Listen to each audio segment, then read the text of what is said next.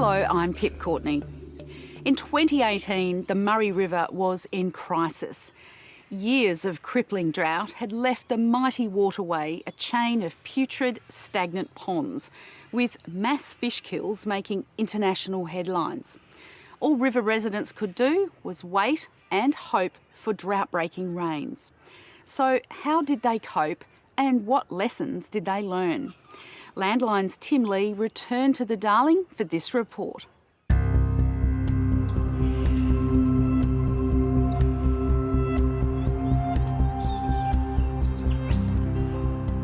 The mighty Darling River has come alive in recent weeks. The water from the big January floods in northern New South Wales and southern Queensland has arrived. The best flush since 2016 has wound its way several thousand kilometres to reach the lower Darling. There's no doubt about a bit of rain to fill our rivers and fill our dams and fill our hope. The flood rains that brought damage to the north delivered joy to the lower Darling and relief from years of drought. When Landline visited in March 2018, the picture was dismal.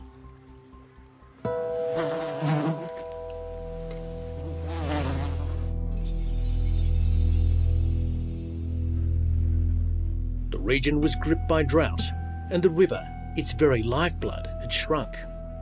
Vast swathes of the riverbed were nothing but sand. The remaining pools of water had thickened into a putrid green soup.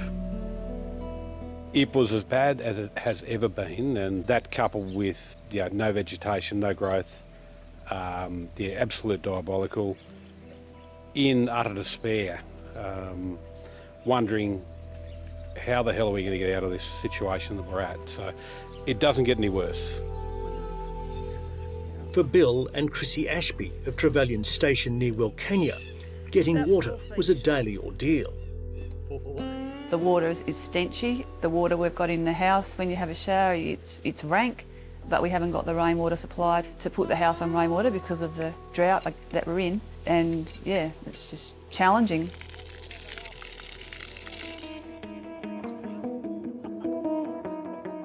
Upstream near Tilpa, the residents found a way to get some welcome respite from the drudgery of drought. Oh, go! They held a cricket match on the Darling's sandy bed. It was a casual affair. Any shot up the bank was 6 and out. Mandatory to have a drink in hand while on the field, and the score was irrelevant. It was all about getting together and drawing strength from each other.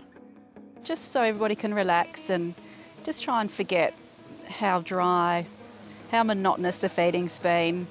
Everybody's a bit flat, so yep, great idea. So yeah, just getting a few people together and have a fun day. But the event also raised one crucial question. How had the mighty Darling come to this? It helped bring people in, it helped them understand the plight of where we are with a really problematic basin plan, and it really highlighted how much work needs to be done to achieve connectivity out of the north into the south, even when you've got a drought on.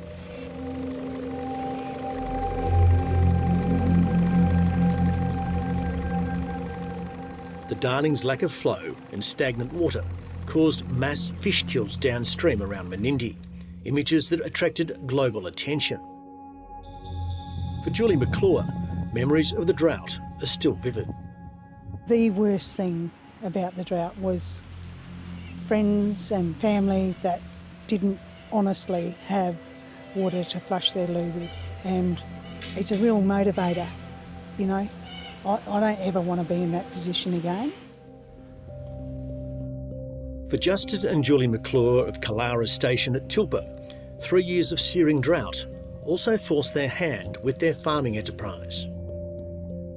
Financial pressure is very extreme, and when you get to the point where you really don't, you really don't know where to turn next, it does cloud your judgment.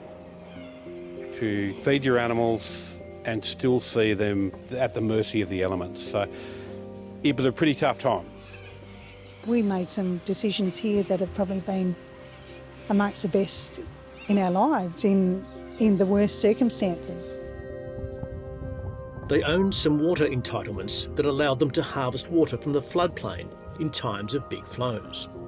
The family devised a business plan, well supported by the banks, that enabled their property to better protect themselves against drought. It meant relinquishing some of their water allocation by selling it to the government. We have been able to build some infrastructure that we would never have been able to afford to build if we hadn't have sold the water. We've got a vision that water will be used to grow crops, that we can hopefully drought-proof our entire property. Several $1 million later, the result is this 600 megalitre dam next to the floodplain. The widespread drought eased early last year and brought sufficient rainfall for cropping. By December, the McClures harvested a large crop of organic oats. Now, with an assured water supply, there are plans for more cropping in the future. We've been innovators in that we've grown with the organic protein meat market, and we've now got the opportunity, when we have opportune events, to farm the floodplain and grow organic cereals for a good profit. There's a global demand for organic products that fits hand in glove with what we do, so we've taken advantage of that. The family also plans to build a mill to make organic stock pellets that combine oats sown in crops with the natural occurring high-protein native pasture species. The pellets will help their stock, sheep, goats and cattle, to reach peak condition for market. Droughts and other adversity have also forged a new ethos among people here. Julie McClure says it has made them a little less stoic and secretive. Back in the day, you never ever told anyone how much you made for your bailable, unless it was a massive amount. You never ever told them how much you got for the mob of sheep. You might have told them the highest price, but that's all just part of everyday conversation now.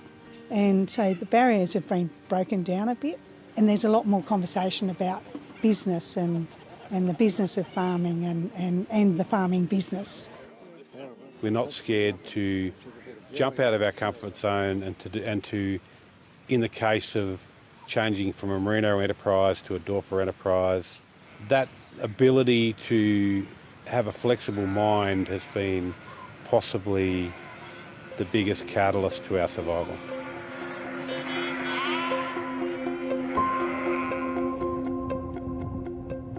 For the Ashbys, coming through drought has also made them better adept at dealing with the inevitable dry times. Feeding hay, every 3 days, truckload after truckload. It was pretty taxing on the bank account, that's for sure.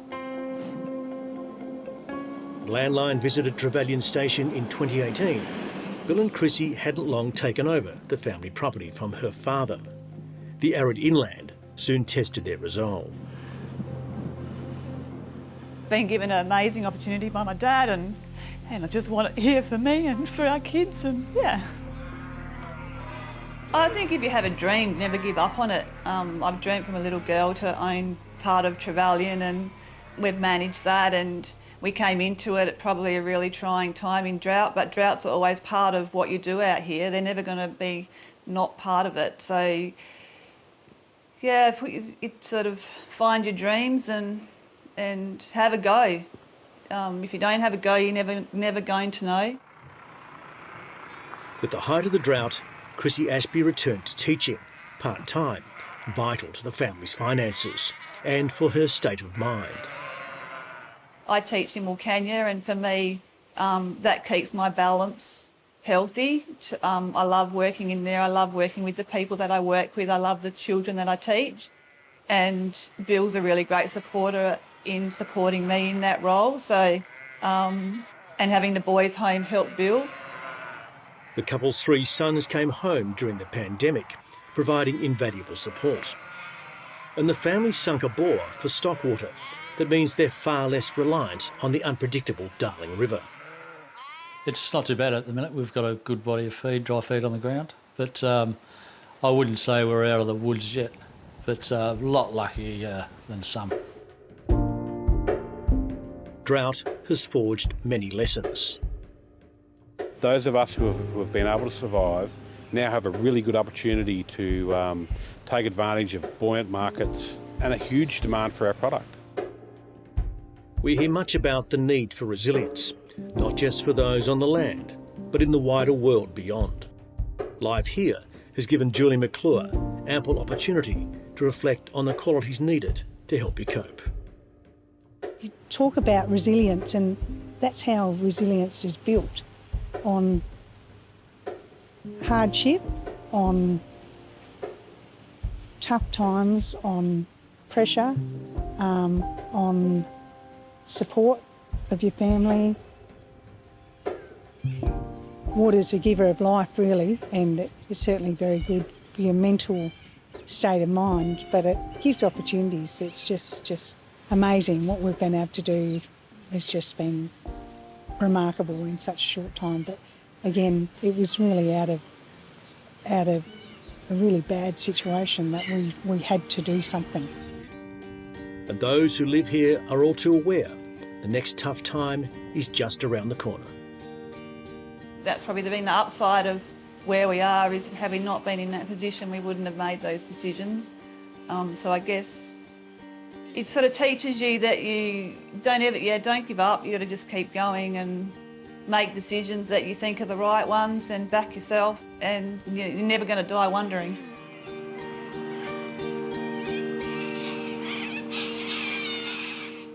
The term FIFO, or fly in, fly out